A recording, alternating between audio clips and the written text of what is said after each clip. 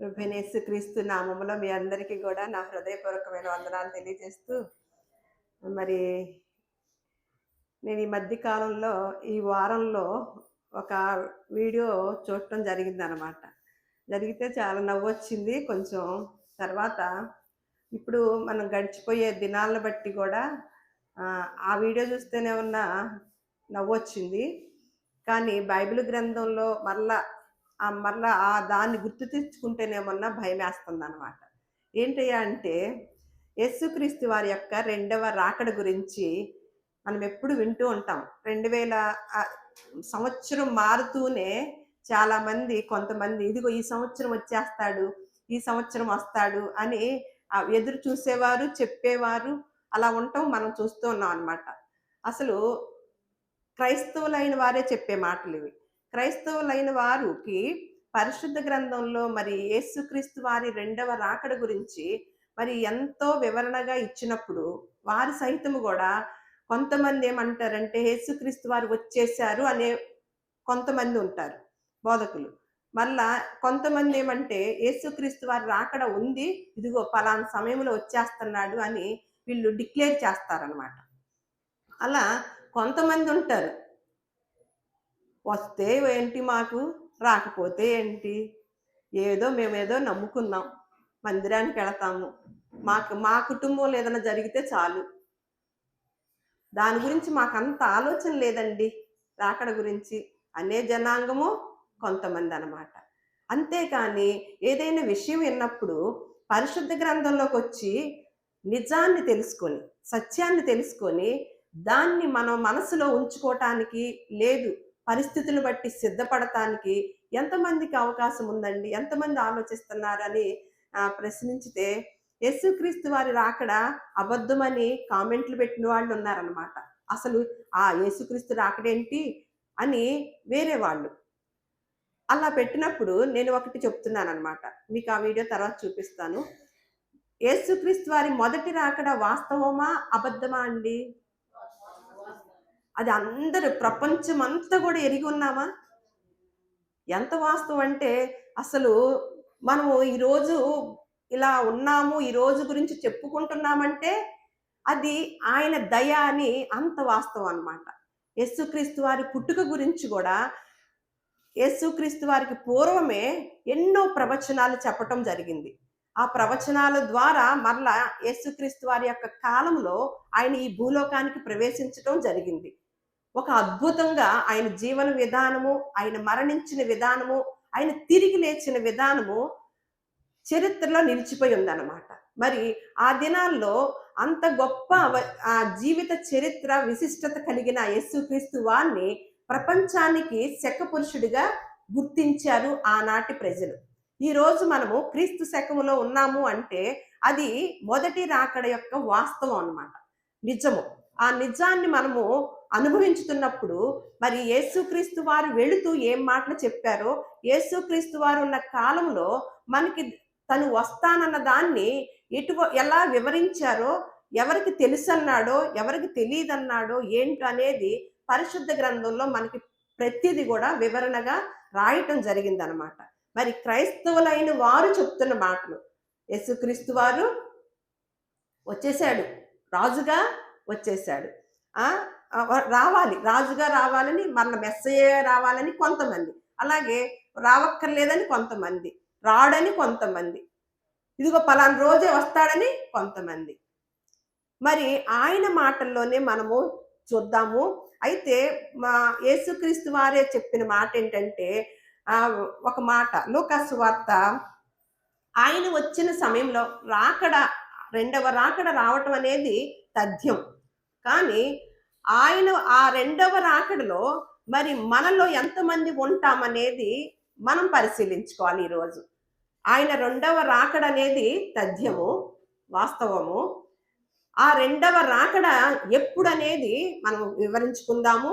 మరి అది గనక సంభవించినప్పుడు యేసుక్రీస్తు వారు ఉన్న సమయంలోనే సాక్షాత్ యేసుక్రీస్తు వారే చెప్పిన మాట లూకా సువార్త 13వ అధ్యాయము 23వ వచనంలో ఒకడు అంటున్నాడు, ప్రభువా, రక్షణ పొందువారు కొద్దిమందేనా, అని ఆయనను అడుగగా ఆయన వారిని చూచి, అవును కొద్దిమందే అనొచ్చు కదా. ఏమన్నాడు అసలు చూడండి, ఆ యేసుక్రీస్తు వారి యొక్క అది మనకి ఎప్పుడు మనుషుల కోణంలోనూ మనిషి ఆలోచనలతో ఆలోచిస్తే దైవ కోణం అర్థం అవ్వదండి. దేవుని యొక్క మాటలు కూడా మీ జీవితంలో అర్థం చేసుకోలేరు.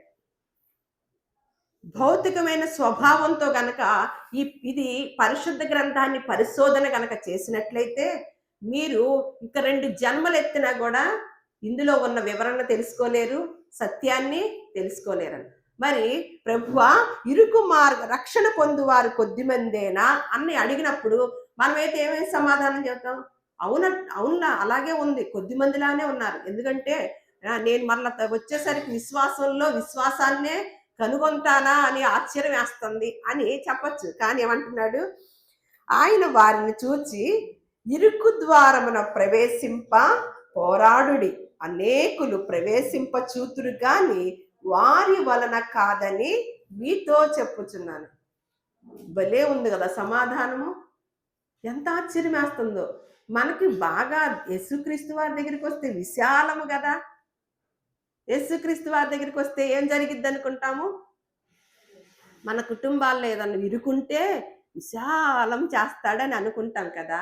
కానీ ఇక్కడ ఆయనే యేసుక్రీస్తు వారే చెప్తున్న మాట ఏంటంటే, ఇరుకు ద్వారమున ప్రవేశింప పోరాడండి. మీకు ఇరుకు ద్వారం ఉంటది, మీరున్నంత కాలము ఇరుకు ద్వారమే ఉంటది. ఏం చేయాలి? మనం ఉన్నంత కాలము పోరాడాలి. ఆ మాటని క్లారిటీ ఇచ్చేశాడు. తర్వాత ఏమంటున్నాడు, అనేకులు ఆ ఇరుకు ద్వారాన్ని ప్రయత్నం చేస్తారంట, వెళ్ళటానికి పోరాడతారంట, చూతురు కానీ వారి వలన కాదు. ఎంత భయం అండి ఇంకా అని చెప్తూ ఈ రెండవ రాకడ గురించి మనము వివరంగా తెలుసుకుందాం అన్నమాట. ఏమనంటే అసలు ఆయన వచ్చేది కూడా ఎందుకు అని కూడా అన్నాడు. అన్నప్పుడు ఈ వారంలో ఒక వీడియో వచ్చిందనమాట. వీడియో వచ్చినప్పుడు మనము చాలా బెట్టింగ్లు చూస్తూ ఉంటాం. ఏంటి అందులో ఇప్పుడు ఇది ఈ సీజన్ కదా, బెట్టింగ్లు చూస్తూ ఉంటాం కదా. ఇప్పుడు ఒక బెట్టింగ్ చూద్దురండి. అది అది పెడతా, ఆ మ్యాటర్ పోద్ది మీకు, పెడతాను, అది నొక్కుతాను. ఒక్కసారి ఇది చూడండి ఎవరికన్నా. ఏంటంట ఇప్పుడు మా సులోచన చదివింది, నేను చదువుతా. అంటే ఇది పోతుందని మీకు పెట్టలేదు. ఎస్ అన్న వాళ్ళకి కోట్లే కోట్లు అని 4 రోజుల క్రితం ఒక వీడియో వచ్చింది అనమాట. ఇది మన క్రైస్తవ ఛానల్ కాదు, న్యూస్ ఛానల్. అర్థమైందా? ఇందులో మరి ఎస్ అన్న వాళ్ళు ఏంటో, నో అన్న వాళ్ళు ఏంటో చూద్దాము. అంటున్నారు. ఇక వాళ్ళు గతేడాది ఓ బెట్టింగ్ కి సంబంధించి నో అన్న వాళ్ళు 3.3 బిలియన్లు అంటే 27 కోట్లు గెలుచుకున్నారు. దీంతో ఇప్పుడు ఆ బెట్టింగ్ కాస్త ఈ ఏడాదికి షిఫ్ట్ అయ్యింది. అయితే ఇప్పుడు ఆ బెట్టింగ్ కి నో అనడం కంటే కూడా ఎస్ అనడమే కాసుల వర్షం కురుస్తుందని ఆ బెట్టింగ్ సంస్థ బెట్టింగ్ రాయలకు హిట్ ఇస్తుంది. అది కూడా 1 కాదు 2 కాదు, ఏకంగా 5700% లాభం వస్తుందని ప్రెడిక్షన్ చేస్తుంది. ఇంతకీ ఆ బెట్టింగ్ దేనిపైన అనేది వింటే మాత్రం షాక్ అవుతారు. ఎందుకంటే ఆ బెట్టింగ్ క్రికెట్ బెట్టింగో లేక స్టాక్ మార్కెట్ బెట్టింగో కాదు, ప్రపంచాన్ని కదిలించేసే బెట్టింగ్. అదేంటో తెలుసుకోవాలనుకుంటే లెట్స్ వాచ్. ప్రస్తుతం ప్రపంచ వ్యాప్తంగా ఓ బెట్టింగ్ అదరగొడుతుంది. అదే విధంగా అందరి దృష్టిని ఆకర్షిస్తుంది. అదే యేసు ప్రభు మళ్ళీ భూమిపైకి వస్తారనే ప్రచారం జోరందుకుంది. ఆయన రాక కోసం చాలా మంది ఎదురు చూస్తున్నారు. విదేశాల్లో భారీగా పందాలు కాస్తున్నారు.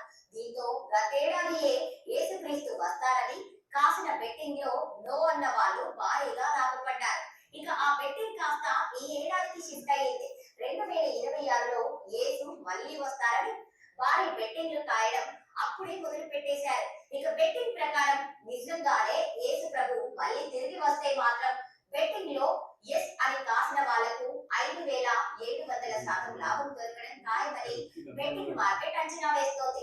అయితే ఇదంతా ఎవరు ప్రిడిక్ట్ చేస్తున్నారు, ఎవరు బెట్టింగ్ కాస్తున్నారు అనేది సర్వత్రా చర్చనీయాంశంగా మారింది. అయితే ప్రపంచ వ్యాప్తంగా ఆధారిత ప్రిడిక్షన్ మార్కెట్ ప్లాట్ఫామ్ అయిన పాలీ మార్కెట్ లో ఒక అరుదైన ఆసక్తికరమైన బెట్టింగ్ గురించి ఇప్పుడు ప్రపంచ వ్యాప్తంగా చర్చ జరుగుతోంది. 2025లో యేసుక్రీస్తు రెండవసారి భూమిపైకి తిరిగి వస్తారా అనే ప్రశ్నపై గతేడాది సుమారు $3.3 మిలియన్ పందాలు జరిగాయి. యేసుక్రీస్తు 2025లో రాలేదు కాబట్టి ఆ మార్కెట్ లో రారు అనేవారు గెలిచినట్లయింది. రారు అని బెట్ వేసిన వారు సుమారు 5.5% లాభం పొందారు. ఇది సాధారణ బ్యాంక్ డిపాజిట్ల కంటే మెరుగైన రాబడి కావడం విశేషం. దీంతో ఆ బెట్టింగ్ ఫిగర్ కాస్త 2026కి షిఫ్ట్ అయ్యింది. పాలీ మార్కెట్ లో కొత్త market will Jesus Christ return before 2027 అనే క్యాప్షన్ తో బెట్టింగ్ ని తిరిగి యాక్టివ్ చేసింది. దీంతో జనవరి 8, 2026 నాటికి ఈ మార్కెట్ లో ఎస్ అవకాశాలు కేవలం 2% మాత్రమే ఉన్నాయి. అంటే ఎస్ పై బెట్ వేస్తే ఆయన నిజంగా వస్తే సుమారు 5,700% లాభం వస్తుంది. అంటే ఒక చిన్న మొత్తం పెడితే భారీ డబ్బు గెలుచుకునే అవకాశం ఉంది. ఇది చూసారనుకోండి, మీరు ఏమనిపించింది? మనం కూడా బెట్ కాస్తే బాగుంటుంది అనిపిస్తుందా? అసలు నేను షాక్ తిన్నానండి. ఆశ్చర్యం వేసింది. నాకే దొరుకుతాయి ఈ వీడియోలన్నీ. ఆశ్చర్యం వేసింది. నేను పుట్టాక ఇప్పుడు వరకు ఈ బెట్టింగ్ అనేది నేను చూడలేదండి. అసలు పరిశుద్ధ గ్రంథంలో కొంతమంది కామెంట్లు పెట్టారు, క్రైస్తవులు పెట్టారు, క్రైస్తవులు కానివారు పెట్టి ఏం రాడు అని చెప్పిన వాళ్ళు ఉన్నారు అన్ని జనులు. మళ్ళా క్రైస్తవులైన వారన్నా ఫలానా రోజున వస్తారు, అలా కాదు ఇలా కాదు అని ఏదేదో కామెంట్లు చెప్పారనమాట. మరి పరిశుద్ధ గ్రంథంలో మనకి యేసుక్రీస్తు వారు ఏం చెప్పారు మనం పరిశీలించాలి కదండి. మత్తయి సువార్త 24వ అధ్యాయం చూడండి. ఆ బెట్టింగ్ల గురించి కూడా నేను చెప్తానన్నమాట. వాళ్ళు ఏమవుతారో చూద్దాం.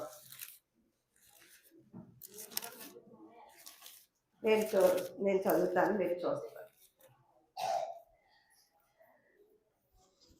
యేసుక్రీస్తు వారి యొక్క రాకడ సమయంలో ఏమి జరిగిద్దో మనకి ఇక్కడ చక్కగా ఆయన నోటితో చెప్పిన మాటలు విందాం అనమాట. ఆయన ఈ బెట్టింగ్ వాళ్ళకి కూడా మనం సమాధానం తర్వాత చెప్దాం. సాక్షాత్తు ఆయన నోటితో ఆయన చెప్పిన మాటలే మనము చూద్దాము. ఏమనంటే 24వ అధ్యాయము 3 నుంచి చూద్దాం. ఆయన ఒలీవల కొండ మీద కూర్చుండి ఉన్నప్పుడు శిష్యులు ఆయన వద్దకు ఏకాంతముగా వచ్చి, ఇవి ఎప్పుడు జరుగును, నీ రాకడకును ఈ యుగ సమాప్తికి సూచనలేవి? వీళ్ళు రాకడ గురించి అడగలేదండి. నీ రాకడకు యుగ సమాప్తికి ఏమడిగారు? సూచనలు మాత్రం అడిగారు. విషయము పూర్తవలు. ఇక్కడ మీరు గమనించాలి.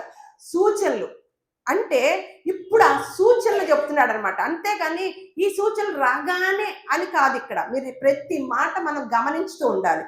అప్పుడు వారు అన్నారంట, సూచనలు ఏంటి అనగానే మాతో చెప్పమనగా యేసు వారితో ఇట్లను, ఎవ్వడను మిమ్మును మోసపరచకుండగా మొట్టమొదట సూచన ఎవ్వడను, ఎందుకంటే అది ఎక్కువైపోతుందండి. ఆ విషయాలు ఎక్కువైపోతున్నాయండి. ఎక్కడ చూసినా ఎవరిని నమ్మాలో, ఎన్నో సంవత్సరాలు వాళ్ళతో ఉంటాం కానీ వాళ్ళ మైండ్ సెట్ మనకి తెలియదండి. వాళ్ళతోనే ఎన్ని సంవత్సరాలు ఉంటాం కలిసి, వాళ్ళ మనస్తత్వం మనం అస్సలు గమనించలేం. నేను ఎన్ని మార్లు షాక్ అవుతూ ఉంటున్నానో. ఏంటి అసలు ఇక్కడున్న మనస్తత్వాలే నాకు తెలియపోతే ఇంకొకళ్ళు ఎక్కడో మనస్తత్వాలు ఏం తెలుస్తుందండి మనకి? ఎవ్వడను మిమ్మును మోసపరచకుండగా చూచుకోండి. అనేకులు నా పేరట వచ్చి నేనే క్రీస్తునని చెప్పి పలువురిని మోసపరచెదరు. మరియు మీరు యుద్ధములను గూర్చి యుద్ధ సమాచారముల గూర్చి వినబోదురు. మీరు కలవరపడకుండా, ఇవి జరగవలసి ఉన్నవి గాని అంతము వెంటనే రాదు. జనము మీదకి జనమును, రాజ్యము మీదకి రాజ్యము లేచును. అక్కడక్కడ కరువులను, భూకంపములను కలుగును. ఇవన్నీ వేదనలకు ప్రారంభం. ముగింప అసలు ఎంత గొప్పగా ఇక్కడ మనకి రాసి పెట్టి ఉంచితే క్రైస్తవులు సైతము కూడా క్లారిటీ తెలియని వారిలో ఉంటున్నారన్నమాట. అందుకని యేసుక్రీస్తు వారు ఏమంటున్నారు, అనేకులు పోరాడటానికి చూస్తారు కానీ చాలా మంది చేరలేరు. ఇక్కడ చూద్దాం.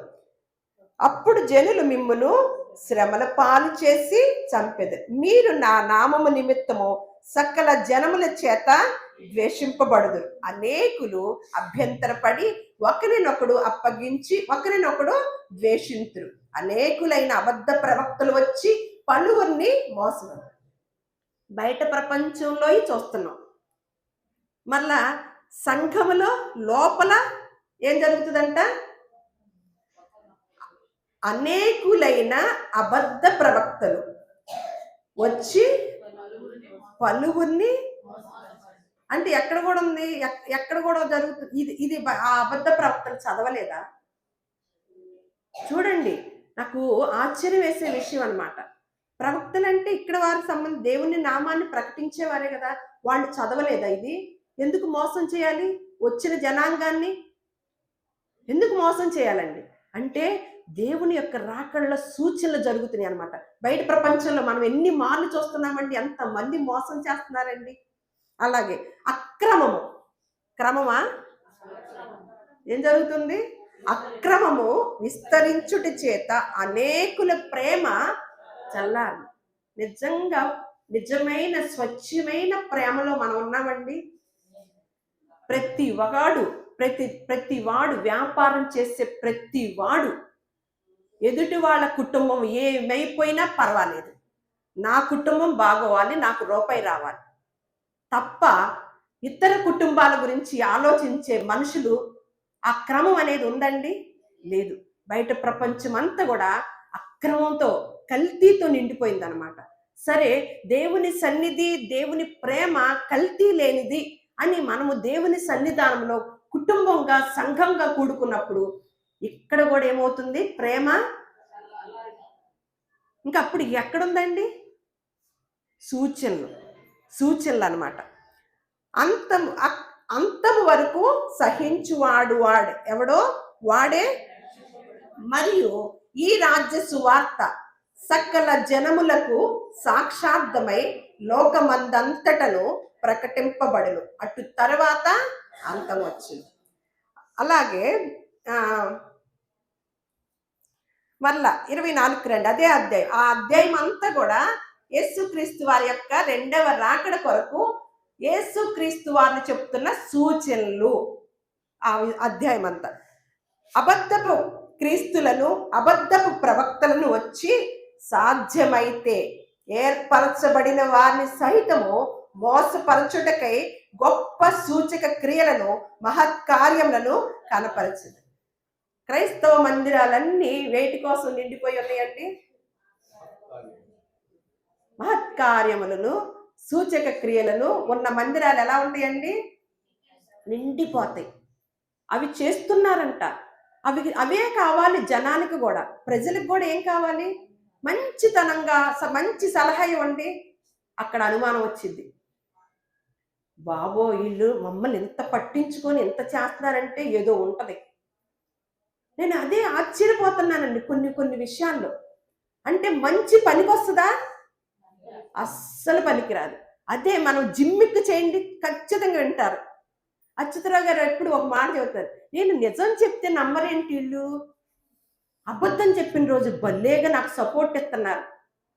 అప్పుడు ఏం చేయాలి మనం? వాళ్ళకి అబద్ధాలే చెప్పాల్సి వస్తుంది. ఇక్కడ ఏమంటున్నాడు? ఏర్పరచబడిన వారిని సహితము మోసపరచుటకి, అంటే ఏర్పరచబడిన వారు ఉంటాం కదా, వాళ్ళని సైతము కూడా ఏం చేయటానికి రెడీ అవుతున్నారంట? మోసపరచుటకై గొప్ప సూచక క్రియలను మహత్కార్యములను ఇదిగో ముందుగా నేను మీతో చెప్పున్నాను. సూచనలు చెప్తున్నాడండి. ఇవన్నీ జరుగుతున్నాయి అనుకోండి. నా యొక్క యేసుక్రీస్తు వారు, మా యొక్క యేసుక్రీస్తు వారు ఎప్పుడో చెప్పాడండి, ఏం పర్వాలేదు, మేమేం కలరపడం, మేము ఆయన మాటకి సిద్ధంగా ఉంటున్నాం, సిద్ధపడుతున్నాం అని ఈ మాటలన్నీ తెలిసిన వాళ్ళు ఎలా ఉంటారండి? కలవరపడటం కానీ, సందేహించటం కానీ, భయపడతాం కానీ ఏదైనా ఉంటుందా? లేదు. మహత్కార్యములు చేసే వారి దగ్గరికి కానీ, సూచక క్రియలు చేసే వారి దగ్గరికి కానీ పరుగులెత్తుతామా? ఇవన్నీ చూడండి ఏమంటున్నాడు, ఇదిగో ముందుగా, అందుకేనే మీకు ముందుగానే నేను మీకు తెలియచెప్తాను. కాబట్టి ఎవరైనాను ఇదిగో అరణ్యములో ఉన్నాడని మీతో చెప్పినను ఎల్లకుడి, ఇదిగో లోపల గదిలో ఉన్నాడని చెప్పినను నమ్మ. మెరుపు తూర్పున పుట్టి పడమటి వరకు ఎలాగో కనపడనో అలాగే మనిషి కుమారుని రాకడయు ఉండు. పీనుగు ఎక్కడ ఉన్నదో అక్కడ గ్రద్దలు. ఈ సబ్జెక్ట్ మనం చెప్పుకున్నామా? ఇక నేను చెప్పను. పీనుగు ఎక్కడ ఉండునో గ్రద్దలు అక్కడ. అది వీడియో కూడా ఉంది, తర్వాత వినండి. చాలా గొప్ప సబ్జెక్ట్ అనమాట. ఆ తర్వాత మళ్ళా మనం టైంని బట్టి 30కి వద్దాం. సరే 29 చూద్దాం. ఆ దినముల శ్రమ ముగిసిన వెంటనే చీకటి కమ్మును, చంద్రుడు కాంతినీయుడు, ఆకాశం నుండి నక్షత్రములు రాళ్ళను, ఆకాశమందలి శక్తులు కదిలి. అప్పుడు మనిషి కుమారుని సూచన ఆకాశమందు కనబడు. అప్పుడు మనిషి కుమారుడు ప్రభావముతోను మహామహిమతోను ఆకాశ మేఘారుడై వచ్చుట చూచి భూమి మీదనున్న సకల గోత్రముల వారు బోరతో తన దూతల రొమ్ము కొట్టుకుందరు. మరియు ఆయన గొప్ప బోరతో తన దూతలను పంపును. వారు ఆకాశము యొక్క ఈ చివరి నుండి ఆ చివరి వరకు నలుదిక్కుల నుండి ఆయన ఏర్పరచుకొని వారిని పోగు చేరు. తర్వాత అంజూరపు చెట్టును చూచి ఒక ఉపమానము నేర్చుకొనండి. అంజూరపు కొమ్మ లేతదై చిగురించినప్పుడు వసంత కాలము ఇంకా సమీపంగా ఉన్నదని మీకు తెలియదు. ఆ ప్రకారమే మీరు ఈ సంగతులన్నీ జరుగుట చూచినప్పుడు ఎలా ఉండాలంటండి? ఇది ఇక్కడ మన పని, ఇది మన పని. ఆయన సమీపముననే ద్వారము దగ్గరనే ఉన్నాడని తెలుసుకోండి. ఇవన్నీ జరుగు వరకు ఈ తరము గతింపదని నిశ్చయముగా మీతో చెప్పుచున్నా. ఆకాశమును భూమియు గతించును గాని నా మాటలు ఏమాత్రము గతింపు. ఇది మీరు ఎంతవరకు చదివారు, చూశారు కదా. ఇవన్నీ జరుగుతున్నప్పుడు ఎప్పుడు వస్తాడో ఎప్పుడు రాడో అసలు ఈ మాట చెప్పక్కర్లేదండి. అసలు చాలా మంది క్రైస్తవులకి అసలు యేసుక్రీస్తు వారి రెండో రాకడ గురించి ఆలోచించరు. నిజమేనా? ఆలోచిస్తే ఏం చేస్తారు? ఎవరికి ప్రాధాన్యత ఇస్తారు? ఏం చేయబోతారు? సిద్ధంగా ఉంటారు. క్రైస్తవులు మర్చిపోయిన విషయం ఏంటంటే, ముఖ్యముగా రెండవ రాకడ గురించి అవగాహన లేకపోవటము, దాని గురించి ఆలోచించకపోవటము, సిద్ధపడకపోవటం. కానీ బయట ప్రపంచం ఏం చేస్తుందండి? వీడియో చూసాం కదా, ఏం చేస్తుంది? ఏ మాటలోనైనా దేవుడు అన్న విషయంలో బెట్టింగ్లు ఎక్కడన్నా చూసామా? నాకు అసలు ఎంత ఆశ్చర్యం వేసిందంటే, అసలే ఈ దేవుడు అంటే పిచ్చి, ఇంకా పిచ్చి వచ్చేసింది అనమాట. ఇంకా బ్రతకాలి దేవుని కొరకు, ఇంకా బాగా బ్రతకాలి చూడండి అని ఇప్పుడు చెప్తున్నారు. మళ్ళా ఇవన్నీ సూచనలు అనమాట. ఇక్కడ ఏమన్నా కన్ఫర్మ్ అయిందా? డేట్లు, కాలము, సంవత్సరము లేదు కదా. సూచనలు మాత్రమే, సూచనలు మాత్రమే. ఇప్పుడు ఇవన్నీ అయితే ఆ దినమున గూర్చియు ఆ గడిన గూర్చియు తండ్రి మాత్రమే ఎరుగును గాని ఏ మనుషుడైనను పరలోకమందలి దూతలైనను కుమారుడైనను ఎరుగరు. ఎవరికి తెలియదంటండి? అందుకని మనకి అపోస్తుల కార్యములలో ఒక మాట ఉంటుంది, ఏమనంటే,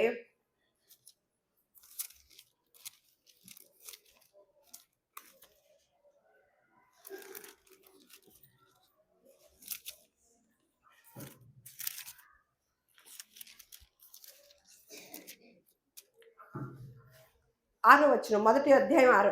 కాబట్టి వారు కూడి వచ్చినప్పుడు, ప్రభువా ఈ కాలమందు ఇశ్రాయేలునకు రాజ్యమును మరల అనుగ్రహించదవా అని ఆయన అడుగగా, ఆయన కాలములను సమయములను తండ్రి తన స్వాధీనమందుంచుకొని ఉన్నాడు, వాటిని తెలుసుకొనుట మీ పని కాదు.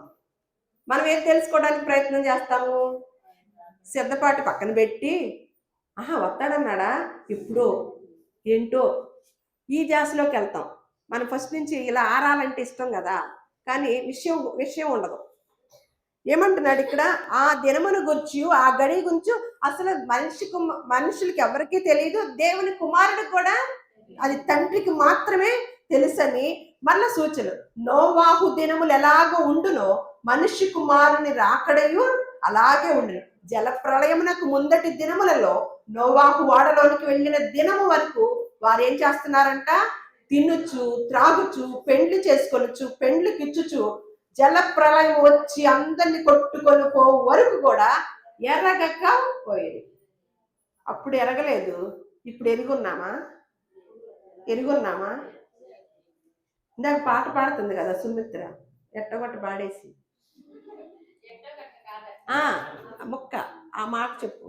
ఎక్కడ? రాకడ సమయంలో విశ్వాసము నీకుందా?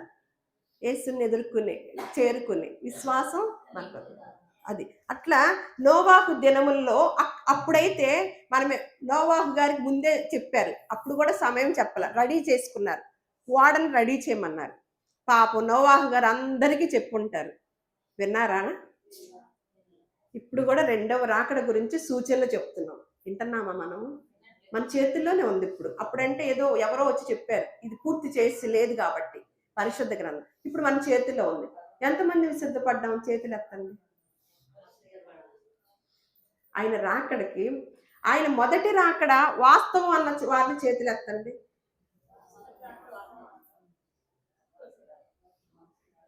అంటే ఇప్పుడు రెండవ రాకడ కాదనే కదా మీరు ఇంకా సిద్ధపడలేదా? మరి అది ఎత్తారు కదా, మరి అది కూడా రాస్తుందిగా. రెండవ రాకడ ఎవరు చెప్పారు? మళ్ళీ ఎవరైనా దూతలు చెప్పారా? దేవుడే, యేసుక్రీస్తు వారే చెప్పారు కదా. మరి దాని గురించి ఎంతమంది అవగాహన కలిగి ఉన్నారు?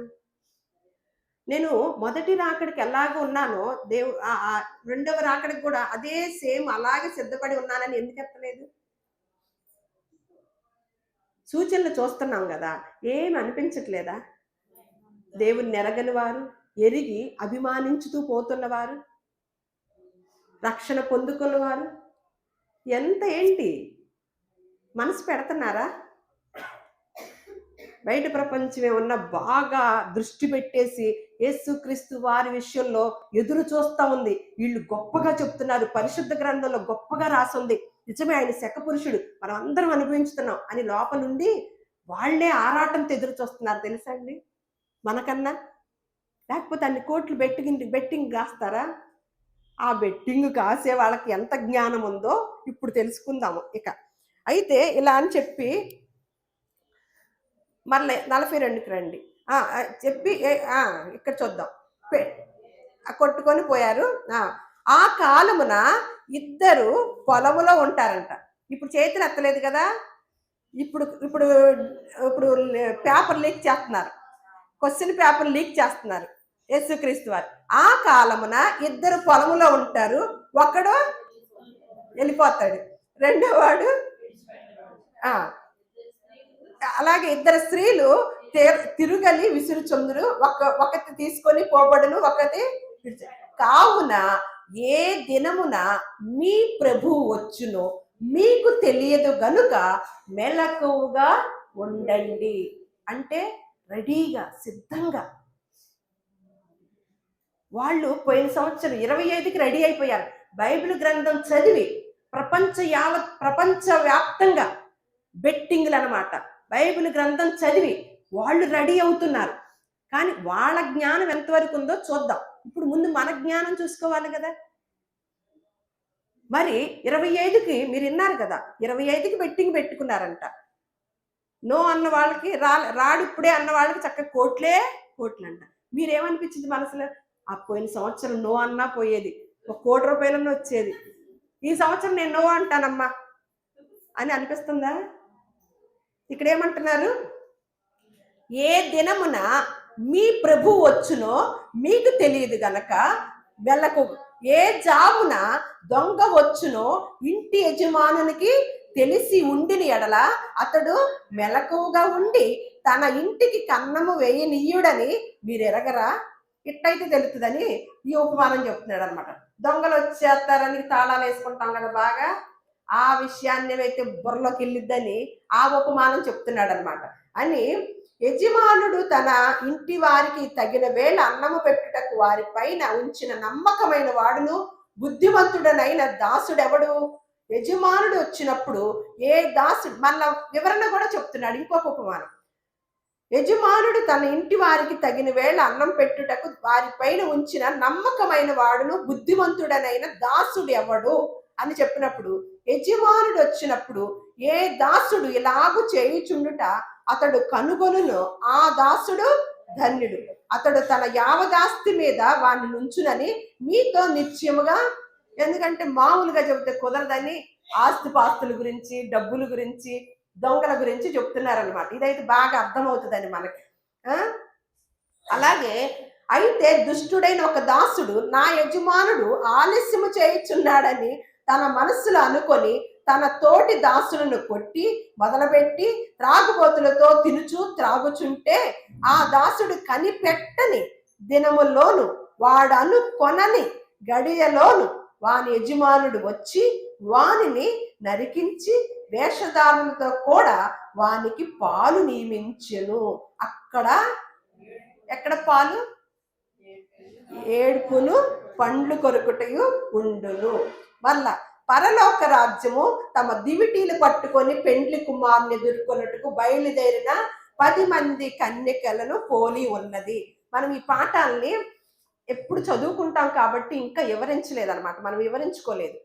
ఈరోజు ఆ వీడియో పుణ్యమా అంట మన కుటుంబము సిద్ధపడాలి. ఎలాగుందో సిద్ధపడిన మనకి ఏదో ఒక ముక్క చెప్పేసి వదలలేదండి. ఎన్ని ఉపమానాలు అవసరమా? మన పిల్లలకి ఏదైనా చెప్తామనుకోండి, ఎంత వివరంగా చెప్తామండి. వాళ్ళు తప్పులో కాలు వేయకుండా, అక్రమంలోకి వెళ్ళకుండా.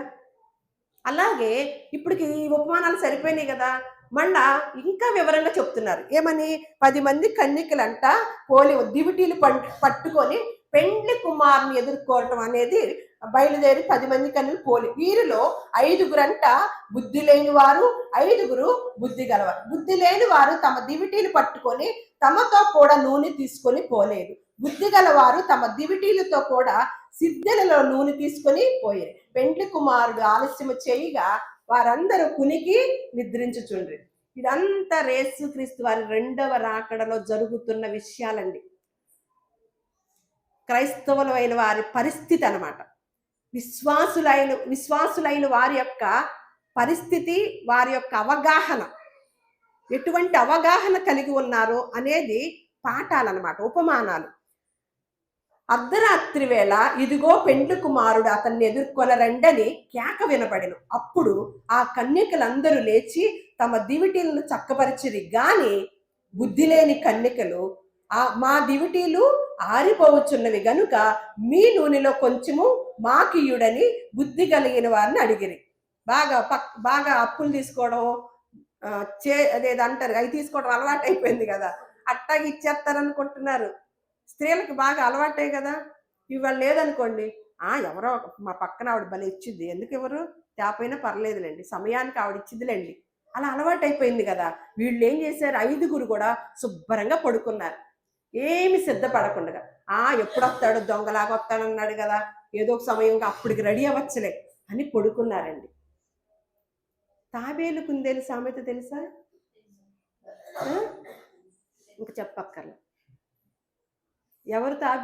ఎవరు ఏది బెటర్ రెండిట్లో? ఎందుకు? తాబేలుకి ఏముంది, కుందేలుకి ఏముంది? బద్ధకం, అహంకారం. నేను వెళ్ళగలను, నేను చేయగలను, నేను బాగానే చేసుకున్నాను ఇప్పుడు వరకు, నేను గంతగలను. కానీ తాబేలుకి, బాబోయ్ నేను ఫస్ట్ నుంచి ఇలా మెల్లగానే నడుచుకుంటూ వచ్చా, ఆయన్ని చేరగలనా అనే వినయం. సుంకరి ఏ ప్రార్థన అదనమాట. అలా ఏమైంది? అప్పుడు ఆ కన్యకలందరూ లేచి తమ దివిటీలను చక్కపరి. బుద్ధి లేని కన్యకలు మా దివిటీలు ఆరిపోవచ్చున్నవి కనుక మీ నూనెలో కొంచెం ఆకియుడని బుద్ధి కలిగిన వారిని అడిగారు. అందుకు బుద్ధి గల కన్యకలు మాకును మీకును ఇది చాలదేమో, మీరు అమ్మువారి యొద్దకు పోయి కొనుక్కోండి అని చెప్పిరి. అప్పుడు దాకా దుకాణం ఎక్కడుందో తెలియలేదా? అమ్మే దుకాణం ఎక్కడుందో తెలియలేదా? అమ్మే దుకాణం ఉన్నప్పుడు వెళ్ళలేదు కదా. ఏం చేశారు? అమ్మే దుకాణంలో అమ్ముతున్నప్పుడు నిద్రపోయారు. ఏ దుకాణానికి వెళ్ళారండి? వెళ్ళ, ఆగిపోయారనమాట. ఇప్పుడు కొనుక్కోడని చెప్పారంట. వారు కొనబోవుచుండగా పెండ్లి కుమారుడు వచ్చెను. అప్పుడు సిద్ధపడి ఉన్న వారు అతనితో కూడా పెండ్లి విందుకు లోపలికి పోయిరి. అంతటా తలుపు వేయబడెను. తరువాత తక్కిన కన్నికలు వచ్చి, అయ్యా అయ్యా మాకు తలుపు తీయమని అడుగగా అతడు, మిమ్ము నెరగనని మీతో నిశ్చయముగా చెప్పుచున్నాను అనెను. ఆ దినమైనను గడి అయినను మీకు తెలియదు గనుక మెలకువగా అయ్యా అయ్యా అని బ్రతిలాడుతుంటే, మాకు తలుపు తీయ్యా. అతడు అంటున్నాడంట, మిమ్ముని నేను ఎరగల అని ఖచ్చితంగా చెప్తున్నాడంటండి. నిశ్చయముగా ఖచ్చితంగా చెప్తున్నాడు అనమాట. కరాఖండిగా చెప్తున్నాడు. ఆ రోజు మన పరిస్థితి ఏంటండి? మరలా అది చెప్పి వెంటనే అంటున్నాడు, మరలా ఇంకొకసారి చెప్తున్నాడు, ఆ దినమైనను ఆ గడి అయినను మీరు అనుకునే గడియల్లో రాడు. మళ్ళీ తెలియదు అన్నాడు. మళ్ళీ తెలియదు అన్నాడు అనమాట.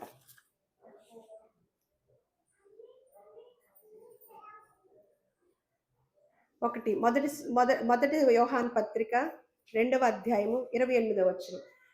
ఈ రాకడ గురించి సాక్షాత్ యేసుక్రీస్తు వారు శిష్యులు అడిగినప్పుడు సూచనలు చెప్పారనమాట. శిష్యులు అడిగినప్పుడు ఆయన 2వ రాకడ సూచనలు చెప్పాడు. చెప్పి ఆయన వెళ్ళిపోయి ఏమైతే చెప్పారో అవన్నీ కూడా శిష్యులు దగ్గర ఉండి చూసిన శిష్యులు చెప్తున్న సాక్ష్యాలు కూడా మనం విందాం అనమాట. మొదటి రాకడలో ఎవరి ద్వారా మొదటి రాకడ రాబోతుందని చెప్పారండి? ఎవరు మొదటి రాకడలో మరియ దగ్గరికి వచ్చి ఎవరు చెప్పారండి? ఎవరొచ్చి చెప్పారు? యేసుక్రీస్తు వారు వస్తున్నారు భూలోకానికని, నీ గర్భంలో ఉద్భవించుతున్నాడని దూత ద్వారా చెప్పబడింది. ఇప్పుడు 2వ రాకడ సూచనలు యేసుక్రీస్తు వారి శిష్యులకి తెలియచేయటం జరిగిందనమాట. జరిగినప్పుడు మళ్ళా ఆ శిష్యులే ఆయన గురించి సాక్ష్యం ఇస్తున్నారు. ఇంక ఇందులో అబద్ధం ఏముంటుందండి? ఇందులో అవాస్తవం ఏముండదు కదా.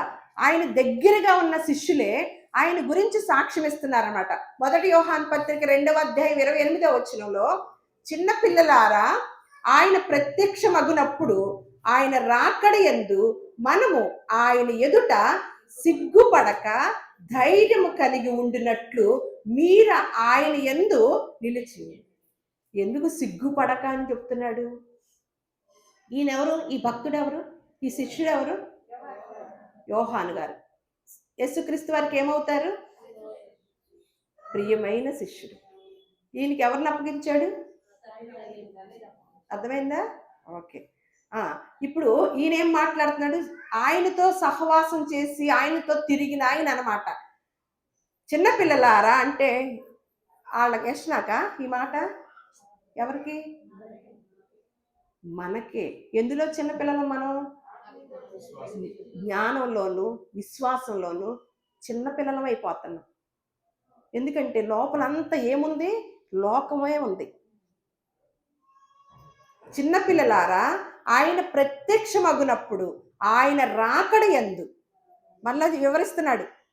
ఆయన ప్రత్యక్షం అంటే మీకు అర్థమేమోదేమో. ఆయన రాకడ యందు మనము ఆయన ఎదుట సిగ్గుపడకుండా, అంటే సిగ్గుపడే పనులు ఎవరు చేస్తారు? సిగ్గుపడద్దు అని చెప్పేది ఎప్పుడు? సిగ్గుమాలిన పనులు చేసినప్పుడు. ఎవరు పడతారు? సిగ్గుపడే వాళ్ళు ఎవరు? సిగ్గుపడతారు అందరూ. ఇప్పుడు మనం ఏదైనా నుంచుంటాం, నేను పర్ఫెక్ట్గా ఉన్నానండి అలా నుంచుంటాం, ఏదైనా చెప్తున్నాను అనుకోండి, సిగ్గుపడతావా? కానీ సిగ్గుమాలిన పనులు చేసిన వాళ్ళు ఈ మాట వినేటప్పుడు ఏమవుతుంది అంట? సిగ్గుపడకుండగా అంటే ఉన్నప్పుడు యేసుక్రీస్తు వారి రాకడ రాకముందే సిగ్గుమాలిన పనులు చేయకుండగా ఎలా ఉండాలంట? ధైర్యము కలిగినట్లు మీరు ఆయన యందు నిలిచి నిలబడండి, ఎదురుగా నిలబడండి అని చెప్తున్నాడు అనమాట. ఎవరు సిగ్గుపడ్డారండి? దేవుడి యొక్క స్వరం విన్నప్పుడు ఎవరు సిగ్గుపడ్డారు? ఎందుకు సిగ్గుపడ్డారు? అంతకు ముందు ఏమైంది వాళ్ళిద్దరి పరిస్థితి? ఎవరితో ఉన్నారు? దేవునితో సహవాసము చేస్తూ ఉన్నారండి. ఎందుకు ఈ మాట వాడాడో శిష్యుడు మనం అవగాహన చేసుకుని దాన్ని కూడా స్టడీ చేయాలి. స్టడీ చేయలేదనుకోండి లోపలికి వెళ్ళదు మాట. లోపలికి వెళ్ళిద్దా? పైనే సమాధానాలు బయట ప్రపంచంలో. ఎందుకు? ఆదాము అవ్వని ఆ తోటలో పెట్టినప్పుడు చల్లపోటంట దేవుడు వచ్చేసి వీళ్ళు ముగ్గురు కలిసి సహవాసం చేసేవారంట. అదంతా ఎవరితో చేయలేప్పుడు కేవలం దేవునితోనే సత్సంబంధం కలిగి ఉన్నప్పుడు ఎవరు మధ్యలో దూరారండి? మన ఇళ్లలో ఎంతమంది ఎన్నిసార్లు దూరుతున్నారండి? మనం దేవుడితో సహవాసం చేసేటప్పుడు అపవాది ఎన్నిసార్లు దూరించుకుంటున్నామండి? ఎప్పుడైతే అపవాది దూరిందో దేవుని మాటను ఏం చేశారు? వాళ్ళు పక్కన పెట్టేశారు. ఎవరి మాటకి ప్రాధాన్యత ఇచ్చారండి? అప్పుడు దేవుడు వచ్చేసాడు. ఆదామా అంట వచ్చాడు. వెంటనే స్వరం విన్నారు. ఏమయ్యారు? దాక్కున్నారు, భయపడిపోయి సిగ్గేసింది. ఏం చేశారు? సిగ్గుమాలిన పని చేశారు. దేవుని యొక్క ఆజ్ఞను అతిక్రమించారు, భయపడిపోయారు. అందుకని ఆయన రాకడ వచ్చినప్పుడు మనం క్లారిటీగా క్లీన్గా ఉండాలని ఇవన్నీ ముందుగానే రాయించి ఉంచాడండి. ఇంత గొప్పగా రాయించి ఇంత సిద్ధపాటు చేసేవారు ఎవరుంటారండి? సిద్ధపడకపోవటం మన తప్ప ఆయనదా అండి? చెప్పి అలా ఉన్నప్పుడు మళ్ళా యోధా గారు కూడా, యోధా గారు ఎవరండి? నేను చెప్పే కదా, మనకి యేసుక్రీస్తు వారి మొదట జన్మ దినము జరిగేటప్పుడు దూతల ద్వారా ఎలాగైతే అది నిజమని నిరూపించుకోవడం జరిగిందో, ఇప్పుడు ఆయనతో పాటు తిరిగిన శిష్యులు, ఆయన సహోదరులు ఎలా సాక్ష్యం ఇస్తున్నారో రెండవ రాకడ గురించి మనం ఇద్దరు ముగ్గురితో చూస్తున్నాం అనమాట. యోధా పత్రిక అందులో 1 అధ్యాయమా 4 ఉంటాయా? ఓకే, అందులో 14, 15 కలిసి ఉంటుంది. ఆదాము మొదలుకొని 7వ వాడైన హానోకు కూడా. యోధా ఎవరండి? ఇస్కరియోతు యోధానా? ఎవరు యోధా? యేసుక్రీస్తు వారు బ్రతికున్నప్పుడు ఈ యోధా ఏం చేశాడండి? ఈ యోధా ఏమన్నారు? కుటుంబ సభ్యులేనా? తమ్ముడేనా? అక్కలు అన్నలు లేరు. యేసుక్రీస్తు వారికి జ్యేష్ఠ కుమారుడు ఆయన. తర్వాత ఎవరు పుట్టారు? తమ్ముళ్ళు చెల్లెళ్ళు పుట్టారు. ఆ తమ్ముళ్ళలో ఒక తమ్ముడు అనమాట. ఎవరు? యోధా గారు. ఆయన ఉన్నప్పుడు కొంచెం వ్యతిరేకించారు, ఆయనతో కలవల. ఎప్పుడైతే ఆయన విధానము, ఆయన గొప్పతనము, ఆయన విశిష్టత తెలుసుకున్నారో ఆయనతోనే ఇక ప్రయాణం సాగిస్తూ ఆయన చెప్తున్న మాట అనమాట. ఆ తమ్ముడు గారు చెప్తున్న మాట, ఆదాము మొదలుకొని 7వ వాడైన హానోకు కూడా వీరిని గూర్చి ప్రవచించట్లనైనను ఇదిగో అందరికి తీర్పు తీర్చుటకును వారి అది చదవండి అమ్మా. వారి భక్తిహీన క్రియలన్నిటిని గూర్చియు భక్తిహీనులైన పాపులు తనకు విరోధముగా చెప్పిన కఠినమైన మాటలన్నిటిని గూర్చియు వారిని ఒప్పించుటకును ప్రభు తన వేవేల పరిశుద్ధుల పరివారంతో వచ్చును అని రాసింది, కానీ వచ్చును అన్నమాట. దాన్ని సవరించుకోండి. ఎవరు చెప్తున్నారు? ఏం చెప్తున్నారు? భక్తిహీనముగా చేసిన అక్కడ ఏముంది? వాటన్నిటిని గురించి. మళ్ళా కొరింథీయులకు రాసిన 2వ పత్రిక కూడా చూడండి. అంటే కొంతమంది చెప్పిన సాక్ష్యాన్ని మనం క్లారిటీ తెచ్చుకోవటం కోసం 2వ రాకడ గురించి ఏ విధముగా చెప్పారో వాళ్ళు అనేది 5వ అధ్యాయము 2వ కొరింథీయులకు రాసిన పత్రిక 5వ అధ్యాయం 10వ వచనం. ఎందుకనగా తాను జరిగించిన క్రియల చొప్పున అవి మంచివైనను సరే చెడ్డవైనను సరే దేహముతో జరిగించిన వాటి ఫలమును ప్రతివాడును పొందునట్లు మనమందరము క్రీస్తు న్యాయపీఠం ఎదుట ప్రత్యక్షము కావలెను. 1 కొరింథీ మళ్ళా 15వ అధ్యాయం చూద్దాం, 51. ఇదెవరు చెప్తున్నారండి? పౌలు గారు చెప్తున్నారు. పౌలు గారు ఏమన్నా యేసుక్రీస్తు వారితో తిరిగారా? తిరగల. కానీ ఆయన దివ్యమైన దర్శనాన్ని పొందుకొని ఆయన చెప్తున్న మాటలు ఆయన ప్రభావితుడై, ఇక బ్రతుకుట క్రీస్తే చావైతే లాభం, మీరు నన్ను పోలి నడుచుకోండి, పోలి నడుచుకున్నట్లు అని చెప్పిన వ్యక్తి అన్నమాట. ఇదిగో 51 చూద్దాం. ఇదిగో మీకు ఒక మర్మము తెలుపుచున్నాను, మనమందరము నిద్రించము గాని నిమిషములో ఒక్క రెప్పపాటున కడబూర మ్రోగగానే మనమందరము మార్పు పొందుదుము. బూర మ్రోగును, అప్పుడు మృతులు అక్షయులుగా లేపబడుదురు. మనము మార్పు పొందుదు. క్షయమైన ఈ శరీరము అక్షయతను ధరించుకొనవలసి ఉన్నది. వ్యర్థమైన ఈ శరీరము, మత్యమైన ఈ శరీరము అమర్త్యతను ధరించుకొనవలసి ఉన్నది.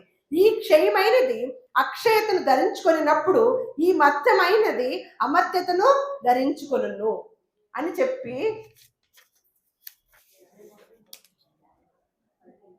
అపొస్తలుల కార్యములు చూద్దాం. 1వ అధ్యాయము 9వ వచనం. అపొస్తలుల కార్యములు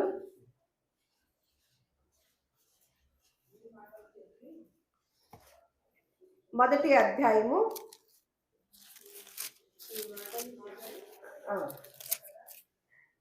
చూద్దాం. ఇక్కడ 9వ వచనం. వారు చూచుచుండగా ఆయన, ఎవరు? యేసుక్రీస్తు వారు ఆరోహణమాయన. అప్పుడు వారి కన్నులకు కనపడకుండా ఒక మేఘము ఆయనను కొనిపోయింది. ఆయన వెళ్ళుచుండగా వారు ఆకాశం వైపు తేరి చూచుచుండిరి. ఇదిగో తెల్లని వస్త్రములు ధరించుకొనిన 2 మనుషులు వారి యొద్ద నిలిచి, వీళ్ళెవరండి? దూతలు. అంటే ఇప్పుడు మనము యేసుక్రీస్తు వారి యొక్క 2వ రాకడ గురించి శిష్యులు చెప్పటము, ఆయనతో సహవాసం చేసి ఆయనతో నడిచిన శిష్యులు చెప్పటము చూస్తున్నాం. అలాగే ఇంకెవరు చెప్తున్నారు? దూతలు చెప్పటం కూడా ఇప్పుడు మనం చూస్తున్నాం అన్నమాట. ఇదిగో తెల్లని వస్త్రములు ధరించుకుని 2 మనుషులు వారి యొద్ద నిలిచి, గలిలయ మనుషులారా, మీరెందుకు నిలిచి ఆకాశం వైపు చూచుచున్నారు? మీ యొద్ద నుండి పరలోకమునకు చేర్చుకొనబడిన ఈ యేసే ఏ రీతిగా పరలోకమునకు వెళ్ళుట మీరు చూచుచురో ఆ రీతిగానే ఆయన తిరిగి వచ్చునని వారితో చెప్పింది. మరి ఈ దూతే మరియకు చెప్పిందా? అది నిజమైందా? మరి ఈ దేవదూతలే ఏమని చెప్తున్నాయి? ఎలా వెళ్ళారో అలాగే వచ్చేస్తామని చెప్తున్నారు అనమాట. చూడండి అసలు ఎంత ఇప్పుడు బెట్టింగ్ వాళ్ళ గురించి కదా మనం క్లారిటీ తీసుకొని ముగించుకుందాం. మొదటి పేతురు రాసిన పత్రిక, పేతురు రాసిన 2వ పత్రిక 3వ అధ్యాయము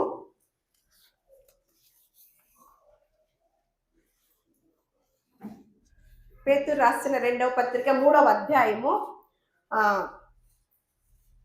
8వ వచనం నుంచి చదువుతాను. ప్రియులారా, ఒక సంగతి మరిచిపోకుడి, ఏమనగా ప్రభు దృష్టికి ఒక దినము 1000 సంవత్సరముల వలెను, 1000 సంవత్సరములు ఒక దినము వలెను ఉన్నవి. ఇక్కడ చూడండి, మన లెక్క ఆయన లెక్క ఒకటేనండి. 25లో అనుకున్నారంట, అనుకున్న వాళ్ళు ఏమన్నా పోగొట్టుకున్నారంట, కాదన్న వాళ్ళకి ఏమన్నా కోట్లే కోట్లు అంట. సరే, ఇప్పుడు స్టార్ట్ అయిందంట. జనవరి రావగానే దేని మీద ఉన్న ధ్యాస? నిజంగా నాకు వాళ్ళు మంచివాళ్ళేనండి. 26 వచ్చి రాగానే మీరు మనసులో ఏమనుకున్నారు చెప్పండి? మీకేం కలిగిందో మనస్ఫూర్తిగా మనస్సాక్షి కలిగిన వారే చెప్పండి. జనవరి రాగానే వేటి గురించి అన్న ఆలోచించారా? 2026 వచ్చింది, నా ప్రభు ఈ సంవత్సరం వస్తాడేమో, నేను సిద్ధంగా ఉన్నానా అని అనుకున్న వాళ్ళు ఎవరు చేతులు ఎత్తినప్పుడు?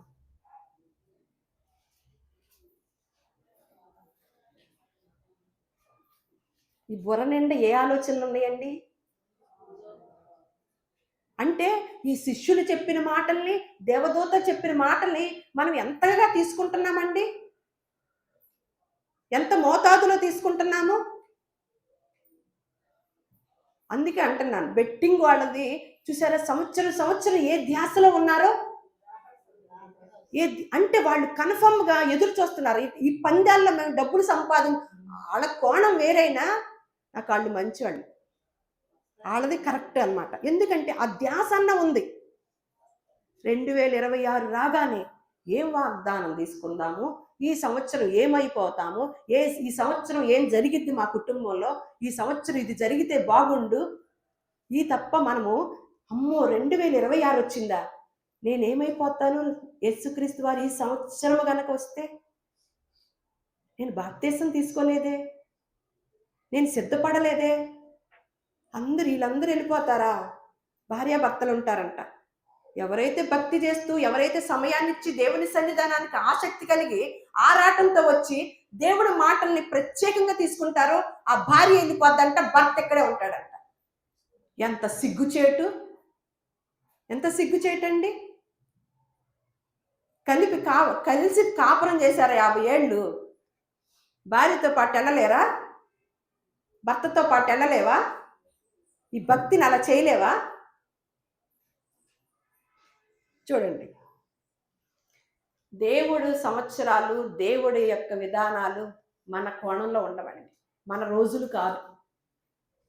అందుకని ఇంకొకసారి చెప్పాడు, మీకు భూ సంబంధమైన విషయాలు చెప్తేనే మీరు సహించలేకపోతున్నారు, పర సంబంధమైన విషయాలు చెప్తే మీకు బుర్ర బద్దలైపోద్ది, బుర్ర పగిలిపోద్ది పుచ్చకాయలాగా అని చెప్పటం లేదండి.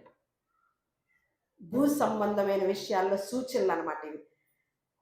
కొందరు ఆలస్యమని ఎంచుకొనున్నట్లు ప్రభు తన వాగ్దానమును గురించి ఆలస్యము చేయవాడు కాడు, గాని ఎవడను నశింపవలనని ఇచ్చయింపక అందరూ మారు మనసు పొందవలని కోరుచు మీ ఎడల దీర్ఘ శాంతము గలవాడై ఉన్నాడు. బాప్తీసం తీసుకున్నామంటే మారు మనసు పొందుకున్నామండి అంటాం కదా, మారు మనసే ఉందా? నాకు ఒకప్పుడు డబ్బు మీద పిచ్చి, బాప్తీసం తీసుకోకముందు. ఇప్పుడేం పిచ్చి? బైబిల్ పిచ్చి, యేసయ్య పిచ్చి. అది మారు మనసు. ఒకప్పుడు నాకు నా జీవితమే ముఖ్యం, నా కుటుంబమే ముఖ్యం, నా పిల్లలే ముఖ్యం, నా సంపాదనే ముఖ్యం, నా స్టేటస్సే ముఖ్యం. ఇప్పుడు దేవుడే నాకు ముఖ్యం. ఆ దేవుడు రాకల్లో నేను ఉంటే, లేకపోతే ఎంత సంపాదించుకొని ఇక్కడుండి ఇన్ని రోజులు, ఈ 10 రోజులకేనా, అక్కడ శాశ్వత కాలం నా దేవుని యొక్క ముఖార విందాన్ని చూసే భాగ్యాన్ని నా దేవుడే నాకు కలగ చేస్తున్నప్పుడు అవకాశాన్ని నేను ఎందుకు వదులుకోవాలి అని ఎంతమంది ఆలోచిస్తున్నామండి. అందుకేనంట ఆయన గనక వచ్చాడా మనందరం చచ్చామే. మనసు మార్చుకొని ఇక మీ మీద కోపం వచ్చేసి వచ్చాడా, ఎక్కడుంటాం మనం? అందుకనే దీర్ఘ శాంతంతో ఈ మాటల్ని పంపిస్తున్నాడండి. ఈ మాటలు మనకు వచ్చినాయి అంటే మనకు ఏదో అవసరం, ఏదో తేడా ఉంది అక్కడ. దీర్ఘశాంతంతో ఏమంటున్నాడు, గలవాడే అయితే ప్రభు దినము దొంగ వచ్చినట్లు వచ్చును. ఆ దినమున బెట్టింగ్ కాసే వాళ్ళకి కోట్లు తీసుకుంటారా? ఒకవేళ వాళ్ళు అనుకున్నట్టు వస్తే కోట్లు అందుకోవటానికి వాళ్ళు ఉంటారా? బీరువా ఉంటుందా? బ్యాంక్ ఉంటుందా దాచుకోవటానికి? రవి బ్యాంక్ మేనేజరు, మా అబ్బాయి. ఇక్కడ చూద్దాం, బ్యాంక్ మేనేజర్ గారు బెట్టింగ్ కాశారు కదా, అది విన్నాం కదా మనము. ఎన్ని కోట్లు అంట. ఎస్ అన్న వారికి కోట్లంట, నో అన్న వారికి కోట్లంట. ఇక్కడ చూద్దాం, అయితే ప్రభు దినము దొంగ వచ్చినట్లు వచ్చును. ఆ దినమున ఆకాశములు మహాధ్వనితో గతించిపోవును, పంచభూతములు మిక్కటమైన వేండ్రముతో లయమైపోవును, భూమియు అందులో ఉన్న బ్యాంకు, బీరువాలు, బంగారము, ట్రంకు పెట్టె, ఇనప పెట్టె, ఇవన్నీ దాని మీద ఉన్నవన్నీ కృత్యములను కాలిపోయి. ఇవన్నీ ఇట్లు లయమై పోవునవి గనుక ఆకాశములు రగులుకొని లయమై పోవునట్టు పంచభూతములు మహావేంద్రముతో కరిగిపోవునట్టు దేవుని దినపు రాకడ కొరకు కనిపెట్టుచు దానిని ఆశతో అపేక్షించుచు మీరు పరిశుద్ధమైన ప్రవర్తనతోనూ భక్తితోనూ జాగ్రత్తగా ఉండండి. ఎలా ఉండాలంట? ముక్క మర్చిపోయారా? నేను ఆ ముక్కను మీరు పూర్తి చేస్తారని నేను పక్కన చదివితే ఎలా ఉండాలంట? దేవుని రాకడ కోసం బెట్టింగులా.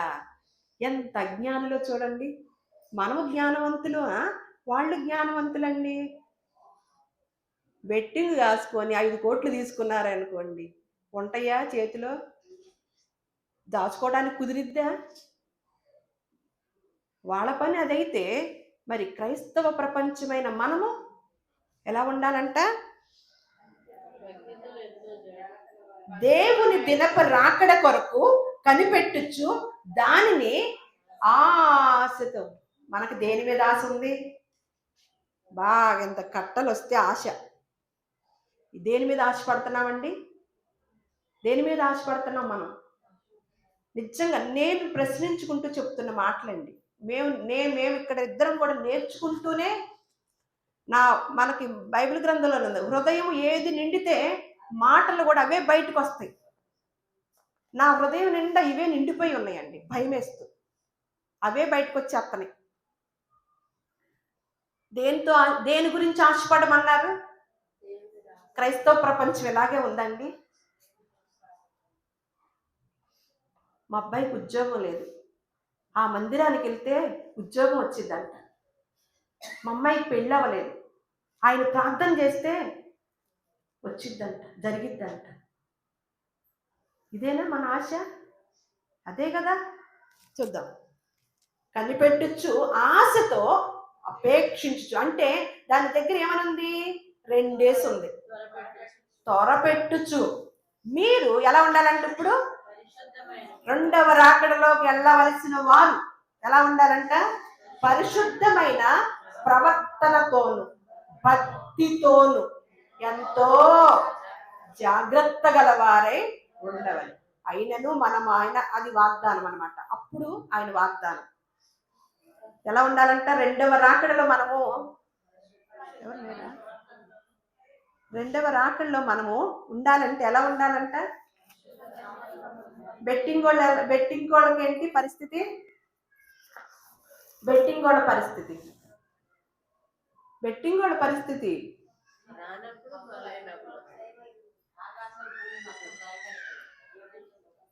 నేను తేజాకి ఇది చూపిస్తే, మనం కూడా బెట్టింగ్ వేద్దాం, ఈ వీడియో చూపిస్తే బెట్టింగ్ వేద్దామమ్మా మనం కూడా. బెట్టింగ్ అయినా ఏదైనా సరే పరిస్థితులు చాలా చాలా భయంకరంగా ఉంటాయండి, ఆందోళనగా ఉంటాయి. ఆ డబ్బులు మనకు అక్కర్లేదు. మనం వెళ్తామో లేదో మనం చూసుకుందాం.